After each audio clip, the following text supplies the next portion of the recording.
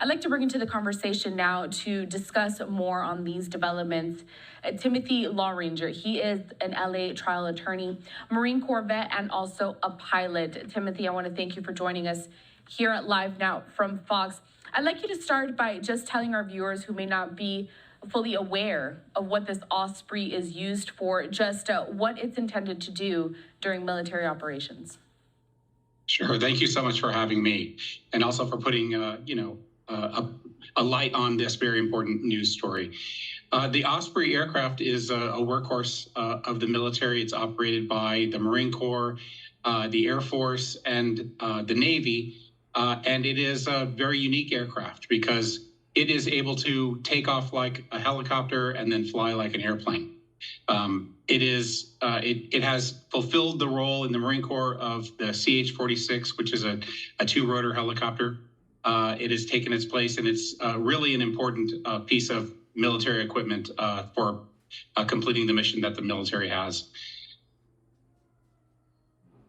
So yeah, here on the screen, I just put up a little bit of a video of what that aircraft looks like. Very impressive stuff there. However, since entering the service, looking at some of the stats here, the Osprey, it's been involved in more than a dozen accidents in which many people have died. Now, tell us about some of the mechanical issues clearly that are faced when flying this aircraft. Yeah. Well, it is a complex aircraft. Just to get it to fly in both the helicopter and the aircraft modes requires some very intense engineering. And so issues over the years, issues have come up. In the last year and a half, there have been 3 crashes, very notably a crash in 2022 that killed 5 Marines in California. The Marine Corps investigated that crash. And they came to the conclusion that there was an issue, something that they call a hard clutch engagement. Basically, this is an issue that has occurred in the clutch system of the aircraft that caused one of the engines essentially to stop operating, and then the pilots were unable to control the aircraft. They were unable to determine, based on their report and their investigation, exactly what the cause of that was. So that brings up the question of whether or not that issue, which has been known actually since 2010, is tied to these last 2 crashes, the one in Australia in August, and then this latest crash in Japan. And so see right there, Timothy, you have noted a few times where this has been very hazardous, even on training missions, which is what just happened in Japan. So why is it that this aircraft has not been pulled from service yet? Well, it has, when these crashes happen, generally the military will take a pause and ground the aircraft while they perform an investigation to determine whether the aircraft should stay out of service or whether it's safe to go back into service.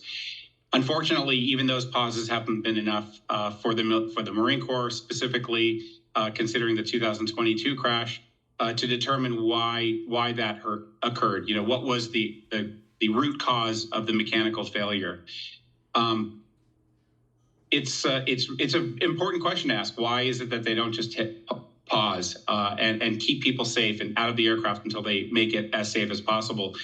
The answer to that is pretty simple, actually. The military has a very important mission that it has to complete.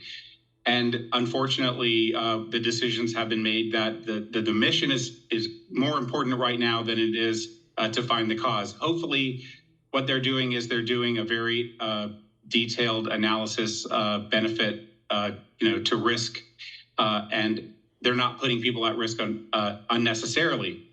Unfortunately, what that doesn't do is it doesn't make the Marines, men and women in service who use these aircraft, who get on these aircraft every day, it doesn't make them feel better, I don't think, or their families, to know that there are issues still out there. I guess you could say that having this Osprey clearly has more advantages, more pros than cons, even though it has caused some deaths, especially during training missions. Now, that probably has to do with the fact that no other aircraft can complete what the Osprey can do, and there's nothing else that kind of in the works going forward, right? Yeah, this is a relatively new aircraft. It went into service in 2007, and it serves a very important role. And there isn't anything, I think, that could take its place in a moment's notice. I'm not I did serve in the Marine Corps. I'm not currently, in leadership. I'm not part of the decision-making process. But the hope, and I believe, is that the Marine Corps is doing the best. It's making the decisions based on the information that it has. However, the families who've been affected by this, they really would like to know. It's desperately want to know what the risks are going forward, so that the people who are using these aircraft, who already put their lives on the line every day, to know that they're not doing this unnecessarily or unreasonably. Serving the military is dangerous, but the risks that they take should be calculated risks. I want to talk a little bit more about that because apparently you're also representing a group of widows who have filed a lawsuit demanding answers from that crash that happened back in 2022, in which you had said 5 Marines were killed. Tell me about this litigation. Well, actually, a lawsuit has not been filed. We're very early on in the litigation. I do represent the families of some of the Marines who were killed in that crash. We are working very hard to gather as much information as we can. It's very early, and I can't really discuss the specifics.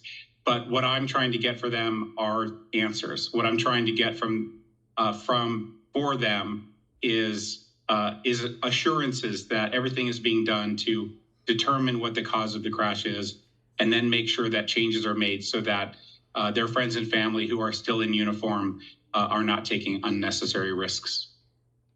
Let's talk about these risks going forward. Someone that has served in the Marine Corps, you understand somewhat what these risks are, clearly being in the Army or in any type of Army force, Marines, Navy, you name it, it's going to come with risks. It can be deadly. So what exactly do you think would be best practices going forward, let's say if the military were to change some of its process when dealing with aircraft like this or anything else? Well, I think it's interesting with the military, money is always an issue. They're constrained by the budget that they have. And so the work that they have to do to investigate these crashes and make changes, a lot of times has to do with a lack of funding. That's been my experience in working on similar types of cases. So making sure that they have the resources available to them to look into these crashes and then to make changes that are necessary.